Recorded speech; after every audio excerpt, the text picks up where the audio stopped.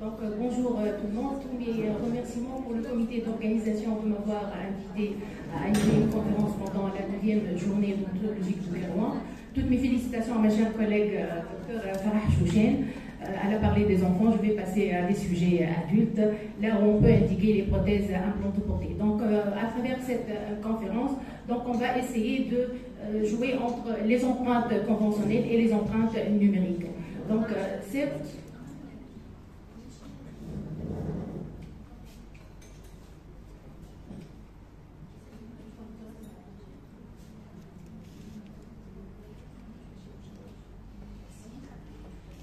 certes, le succès de la prothèse implantoportée, donc ça ne nécessite pas le succès de la phase chirurgicale uniquement, mais comme on dit, c'est la prothèse qui guide la chirurgie, et donc un succès chirurgical ne veut pas dire un succès prothétique, mais le fait d'harmoniser entre ce qui est en rose et ce qui est en blanc, c'est la prothèse, ça peut conditionner le succès prothétique.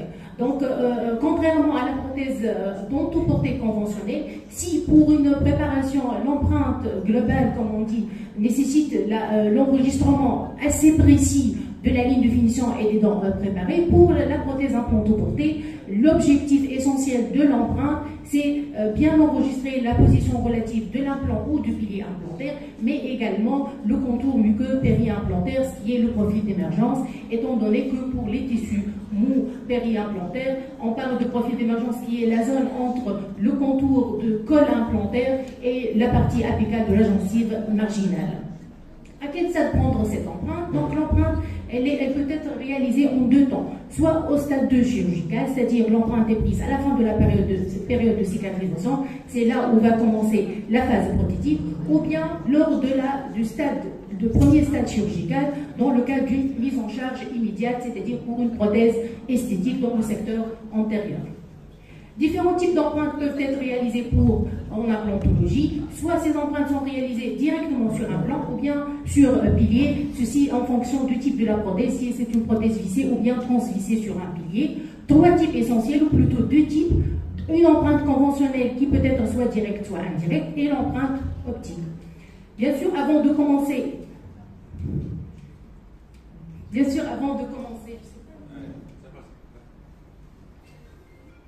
donc on va parler des empreintes conventionnelles. Avant de commencer à décrire ces empreintes, il faut parler de l'accastillage nécessaire pour la prise de ces empreintes. Donc un tournevis pour le dévissage de piliers de cicatrisation et le vissage des transferts ou bien des analogues. En fonction du type de l'empreinte, à ciel ouvert ou bien à ciel fermé, un transfert sera en fonction du type de l'empreinte, et l'analogue qui est normalement c'est le prototype de l'implant. Pour la première empreinte, qui est l'empreinte directe, appelée également à ciel fermé ou bien twist-lock, donc le vis de cicatrisation il sera dévissé, il sera retiré. Parfois, on peut rencontrer un saignement qui est équivalent de la rupture de la tache gingivale. Essayage du porte-empreinte. Ce porte-empreinte peut être soit un porte-empreinte de commerce, soit un porte-empreinte individuel, ou bien un porte-empreinte soit métallique, soit plastique.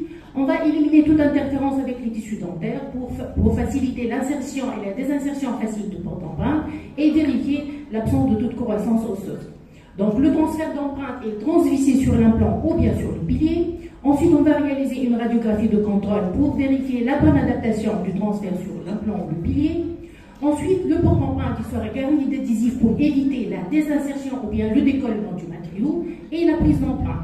Donc cette prise d'empreinte, en fonction du matériau utilisé, elle peut être soit en un seul temps, si le matériau est morphosé, ou bien en deux temps, et ensuite le porte-empreinte il est désinséré. Pour ce type d'empreinte, donc comme vous voyez au niveau de cette empreinte, le transfert il n'est pas solidarisé à l'empreinte, donc il est repositionné au niveau de l'empreinte. Donc ce transfert qui est resté normalement, il est déjà vissé en bouche, il sera dévissé, connecté délicatement à son analogue, et ensuite ce couple il sera replacé dans l'empreinte. Donc comme vous voyez, le fait de dévisser et repositionner, donc ça donne une moindre précision pour ce type d'empreinte. Donc ce type d'empreinte généralement il est indiqué chez des patients dont le réflexe il est nauséeux, là où l'amplitude buccale l'ouverture buccale elle est un tout petit peu limitée, alors que contrairement à la technique de ciel ouvert, et parfois dans là où les secteurs postérieurs, là où la prise d'empreinte elle est un tout petit peu délicate, donc ça peut donner un avantage énorme, et lorsqu'il n'y a pas un nombre énorme d'implants, donc une prothèse unitaire ou bien de maximum 3 implants.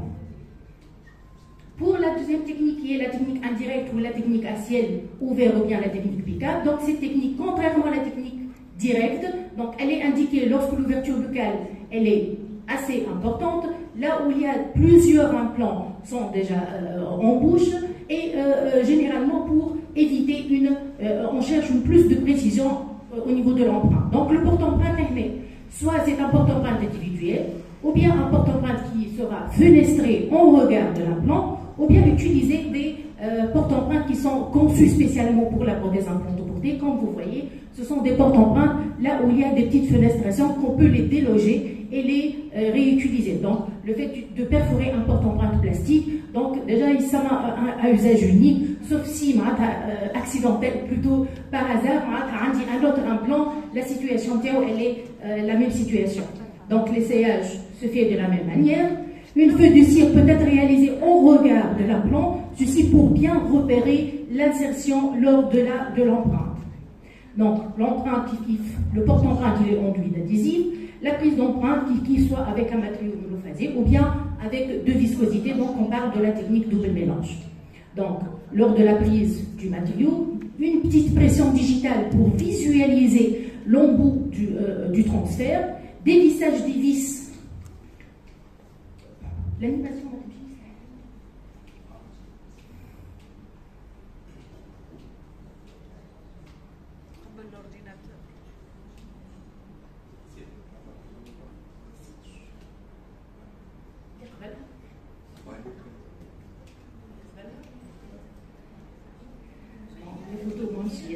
mais lors de la prise de l'empreinte, donc une petite pression digitale au niveau de la feuille de cire, les hakineha sur le transfert, pour évacuer l'entrée de cet implant pour pouvoir dévisser ce vis. Ensuite, le porte-empreinte il est retiré. Lorsqu'il est retiré, donc le transfert il est déjà positionné au niveau de cette empreinte. Nerf de l'analogue, on va le visser avec la même vis qu'on a déjà dévissé pour pouvoir désinsérer le porte-empreinte. Donc, technique pick-up. Déjà, à l'échelle de fenestration, c'est que pour le transfert, il y a des visibles au clinaire de l'empreinte. Donc, l'entrée de telle vis, elle est visible. On peut dévisser, il y aura un transfert. Ensuite, on va faire le couple analogue transfert et visser. Donc, le fait que le transfert, il est déjà solidarisé au niveau de l'empreinte, il y a plus de précision au niveau de cette empreinte. Donc, comme vous voyez ici, donc les vis, les têtes des transferts, donc elle est visible, on a le dévissage, j'ai un transfert de l'empreinte, on va ensuite coupler l'analogue transfert. Donc certains auteurs préconisent la solidarisation des transferts entre eux pour améliorer la précision de la technique directe. On parle de la technique pick-up modifiée. Cette technique, elle est généralement conçue lorsqu'il y a plusieurs implants sur un cas. Donc pour garantir la bonne stabilité de ces implants lors de la prise d'empreinte, on peut solidariser ces implants par l'utilisation d'un fil de soie. Ce fil de soie peut être également associé soit à la résine photopolymérisable, fluide photopolymérisable dont la prise elle est rapide, soit l'utilisation de la résine calcinable pour bien solidariser. Sauf que la résine calcinable, peut-être la prise est lente dans le temps, donc peut-être la résine fluide elle est beaucoup plus précise.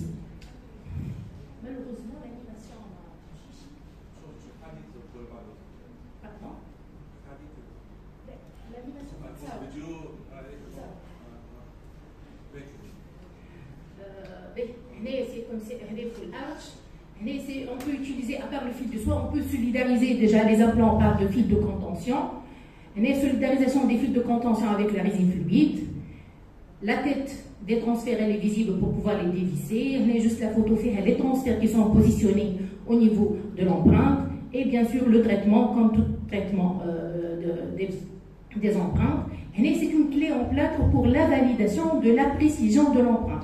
Donc après la coulée de cette empreinte, on peut réaliser une clé en plâtre à faible épaisseur. Cette clé en plâtre, on va la visser en bouche, elle doit être stable uniquement par le vissage d'un seul transfert. Donc si elle est stable par un seul transfert. Donc normalement, c'est une insertion qui est passive. S'il y a un problème des axes ou de casse les clés, c'est qu'il y a une imprécision lors de l'empreinte, donc il faut refaire cette empreinte. Pour la technique Snap-on, donc utiliser des transferts qui sont spécifiques, qui sont clippés avec indexation, les transferts restent dans l'empreinte et l'analogue sera clippé sur le transfert, donc insertion transfert, ceci avec l'indexation clip, puis j'unifie l'empreinte et ensuite on va coupler analogue transfert et le repositionner au niveau de cette empreinte. Certains systèmes présentent des cylindres, un cylindre de repositionnement qui s'adapte sur l'implant ou bien le pilier et le contrôle de l'enfoncement doit être visuel, tactile et audible. Le traitement de l'empreinte comme toute prothèse conventionnelle, il faut que la fausse gencive soit simple lors de la réalisation. Pour également, lors de la prise d'empreinte, on a deux types, soit la position spatiale de l'implant, mais il faut aussi garantir d'enregistrer le profil d'émergence, surtout dans la mise en charge immédiate. Donc ce profil d'émergence, sa gestion, elle va se dérouler en 3 étapes. La confection, le modelage par la prothèse provisoire, enregistré avec précision lors de l'empreinte et il doit être restitué fidèlement par la prothèse d'usage. Donc, on parle ici des piliers de cicatrisation SSA ou bien Ceiling Socket Abatement.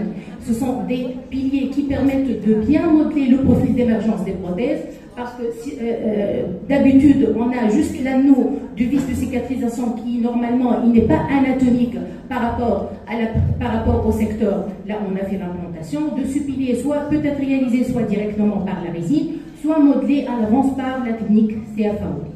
Donc, cependant, comment peut-on restituer ou bien enregistrer fidèlement le profil d'émergence de la prothèse provisoire au niveau de la prothèse définitive?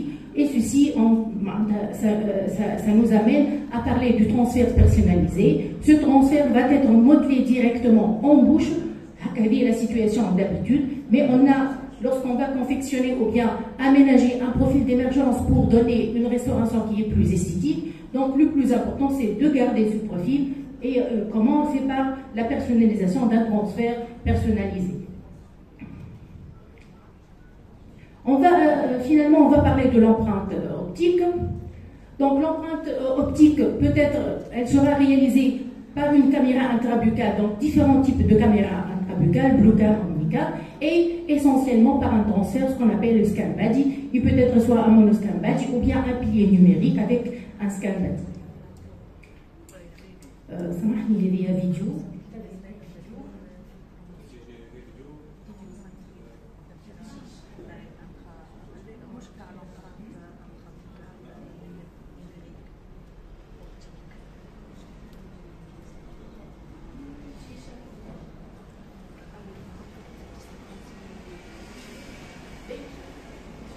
Pour l'empreinte optique, c'est pas grave, malheureusement. Pour l'empreinte optique, qu'est-ce qu'on va faire? On va dévisser le vis de cicatrisation, on va mettre en place ce qu'on appelle le scan body. Le scan body, c'est un capuchon blanc. Le scan body, il est conçu spécialement, une certaine géométrie, réflexion, position, des numéros. Lors du scannage de ce scan body, on va la situation de l'implant. Déjà à travers le scan body, il y a eu l'apparition de ce qu'on appelle les scans post. Les corps, lors de réalisation d'un on ne peut pas réaliser l'empreinte optique. L'empreinte optique ne les cavités, un logement.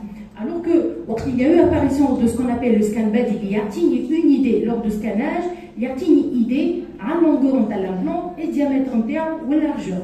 Donc il y a eu l'apparition de ce qu'on appelle des scans post, qui la tête interne qui m'a un tenant, il y a adapté le canal D. Lors du scannage par l'empreinte optique, il y a la largeur et la longueur de ce tenant, et ainsi on a possible une conception d'années les corps par CFAO. Qui le scan body, donc pour le scannage il y a une bibliothèque, en fonction du type, voilà, des numéros, il y a la longueur de l'implant, la largeur, et ensuite on va faire la conception de la prothèse. Pour conclure, donc la réussite de cette empreinte elle est liée non seulement à la technique d'empreinte, mais à la connaissance et la maîtrise du matériau utilisé. La solidarisation des transferts entre eux avec la résine est aussi largement discutée, mais c'est la technique la plus fiable lorsqu'il y a plusieurs implants. Ainsi, des grandes lignes peuvent être dégagées afin de bien conduire notre chaîne prothétique et de minimiser le risque d'erreur pouvant être à l'origine de la non-validation du modèle de travail. Et merci pour votre attention. Merci.